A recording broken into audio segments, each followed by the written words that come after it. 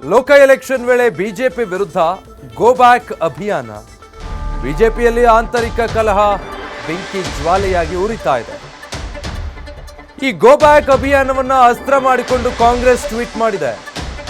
ಬಿಜೆಪಿಯ ಆಂತರಿಕ ಕಲಹ ಮಾತ್ರವಲ್ಲ, ಸಂಸದರ ನಿಷ್ಕ್ರಿಯತೆ ಕೇಂದ್ರದ ವೈಫಲ್ಯಗಳು ಕಾರಣವಾಗಿದೆ ಅಂತ ಕಾಂಗ್ರೆಸ್ ಟ್ವೀಟ್ ಮಾಡಿದೆ. ಬಿಜೆಪಿ ಪಕ್ಷದ ವಿರುದ್ಧ ರಾಜ್ಯ ಕಾಂಗ್ರೆಸ್ ಟ್ವಿಟ್ಟರ್ ಈ ರೀತಿ ವಾಗ್ದಾಳಿ ನಡೆಸಿರೋದು.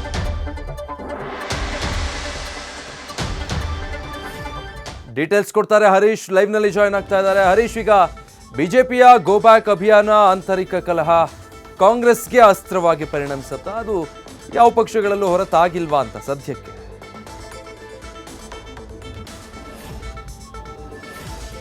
ಲೋಕಸಭಾ ಚುನಾವಣೆಯ ಟಿಕೆಟ್ ಘೋಷಣೆ ಆಗ್ತಿದ್ದಂತೆ ಬಿಜೆಪಿ ಹಲವು ಕ್ಷೇತ್ರಗಳಲ್ಲಿ ಕೂಡ ಗೋ ಬ್ಯಾಕ್ ಒಂದು ರೀತಿಯಲ್ಲಿ ಕೂಡ ಆಂದೋಲನ ರೀತಿಯಲ್ಲಿ ಕಾಣಿಸಿಕೊಂಡಿರುವಂತದ್ದು ಇಕ್ಕಟ್ಟಿಗೆ ಸಿಲುಕುವಂತೆ ಮಾಡಿದೆ ಬಿಜೆಪಿಗೆ. ಅದನ್ನೇ ಅಸ್ತ್ರವನ್ನಾಗಿ ಮಾಡಿಕೊಂಡಿರುವಂತಹ ಕಾಂಗ್ರೆಸ್ ಪ್ರಮುಖವಾಗಿ ಇದನ್ನು ಟ್ವೀಟ್ ಕೂಡ ಮಾಡಿರುವಂತದ್ದು. ಅಂದ್ರೆ ಯಾವ್ಯಾವ ಕ್ಷೇತ್ರಗಳಲ್ಲಿ ಯಾವ ರೀತಿ ಗೋ ಬ್ಯಾಕ್ ಆಗ್ತಿದೆ ಅನ್ನುವಂತ ವಿಚಾರವನ್ನ ಟ್ವೀಟ್ ಮೂಲಕ ಪ್ರಸ್ತಾಪ ಮಾಡಿ ಅದನ್ನ ವ್ಯಂಗ್ಯವಾಗಿ ಕೂಡ ಕಾಲೆಳೆಯುವಂತ ಒಂದು ಪ್ರಯತ್ನ ಕಾಂಗ್ರೆಸ್ನಿಂದ ಆಗಿದೆ.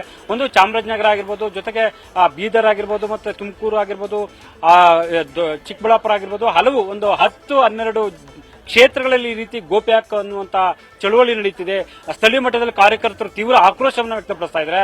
ಬೆಂಗಳೂರು ಉತ್ತರ ಆಗಿರ್ಬೋದು, ಬೆಂಗಳೂರು ಸೆಂಟ್ರಲ್ ಆಗಿರ್ಬೋದು, ಮತ್ತೆ ಬೀದರ್ ಆಗಿರ್ಬೋದು, ಹಲವು ಜಿಲ್ಲೆಗಳಲ್ಲಿ ಹಲವು ಕ್ಷೇತ್ರಗಳಲ್ಲಿ ಈ ರೀತಿಯ ಒಂದು ಗೋ ಬ್ಯಾಕ್ ಆಂದೋಲನ ಕೂಡ ನಡೀತಿದೆ. ಇದು ಸಹಜವಾಗಿ ಬಿಜೆಪಿಯ ಒಳಗಿನ ಬೇಗುದಿ ಅನ್ನುವಂತ ಅಂಶವನ್ನ ಈಗ ಕಾಂಗ್ರೆಸ್ ಪ್ರಸ್ತಾಪ ಮಾಡಿರುವಂತದ್ದು.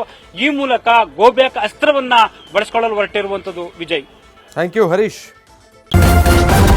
ನ್ಯೂಸ್ ಫಸ್ಟ್ ನಿರ್ಭೀತಿಯಿಂದ ನಿಮ್ಮ ಪರವಾಗಿ.